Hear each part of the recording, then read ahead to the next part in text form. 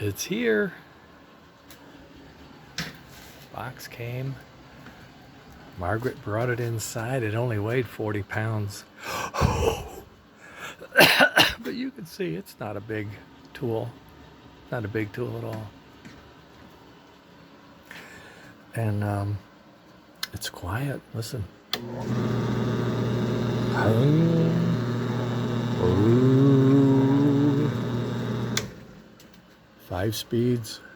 It's about as many speeds as my English bike had on it. These pieces are cast iron. This is cast iron as well. Big motor in the back. It's not a real powerful thing, but it's all I need to do the initial groove, drill. You know, drill the initial holes to get that rough out, and then I'll tune up my CNC and finish them up over there. But this will also let me work on the drilling for the holes for the wheels, bearings, and other parts.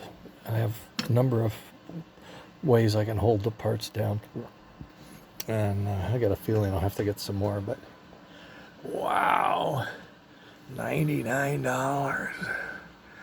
That's pretty cool. It's 8 inches, so it's got some throw to it, but it's not huge. It's all I wanted.